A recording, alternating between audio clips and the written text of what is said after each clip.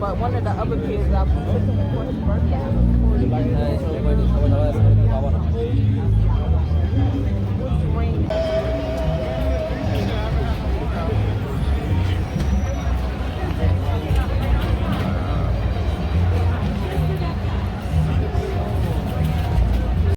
We've also got Brooklyn, the Bronx, Queens, and Staten Island.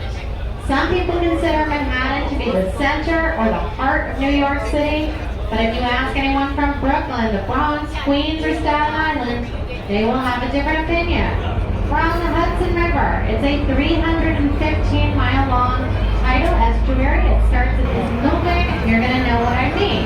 You can also say port for the left of the boat, starboard for the right of the boat. And that never changes. It's always based on top. That stands alone. When the Empire State Building was complete in 1931, that was the tallest skyscraper in the world.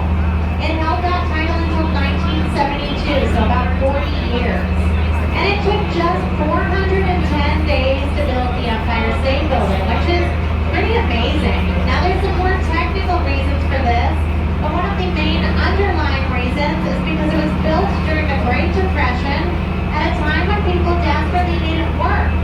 And there was funding for this project, so the construction of the building generated many jobs. They employed thousands of people every day. It was finished very quickly. There were less jobs to fill up all the offices inside the Empire State Building once it was complete, but that's another story. In fact, in 1930, right around here, yet it's home to 1.7 million people, which makes Manhattan the most densely populated county in the country. You probably noticed it feels pretty crowded in Manhattan. Now, New York City as a whole has about 8.4 million people living in it, which is a lot of people. We're known for plenty of things in New York City. We've got our Broadway shows, we've got services in one terminal, which was a new concept at the time. Today that terminal sees over 50,000 commuters daily, which makes... But I say that's New Jersey telling New York to be quiet because we're so loud in New York City. That's just an alternate interpretation. Folks, on both sides of the river coming up, we're going to pass by identical tan buildings that are jutting out into the water at the end of these long piers.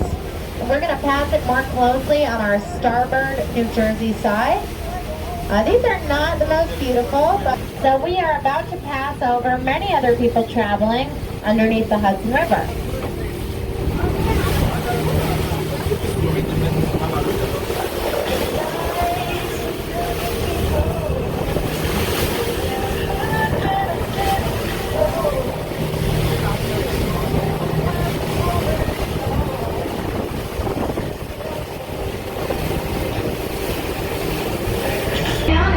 The idea of that makes me personally slightly nervous, but it's perfectly safe. They definitely designed that building with safety in mind. You'll see that the building has this multifaceted look, right? It's got different faceted sides, kind of like a cut diamond. They wanted the design of the building.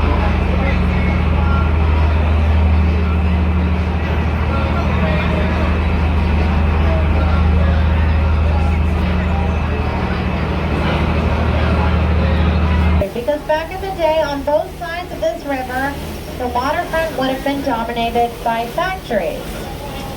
So Manhattan is soon coming to an end. If you're on the largest population of all the boroughs, there's about 2.5 million people who live in Brooklyn.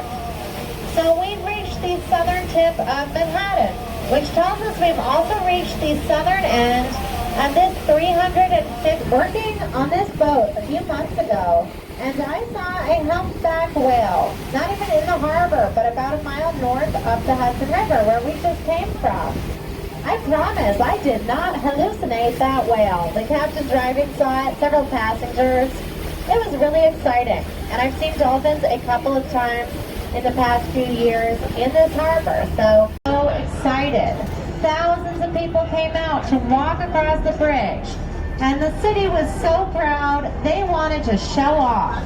So on that opening day, they had 21 elephants and 17 camels walk across the Brooklyn Bridge to show how strong it was.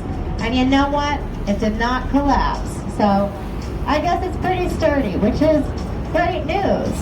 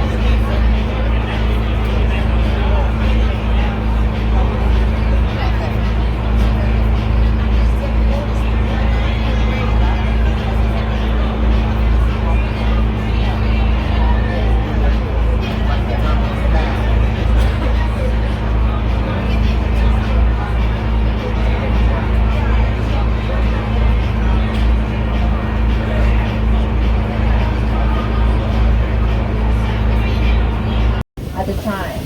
So I want to thank you. This friendly message is on the side of this older building.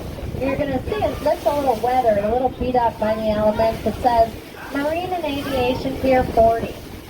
This building was once part of the Holland America Cruise Terminal, and it was the busiest cruise terminal in the days. The building has a less exciting role as a parking garage.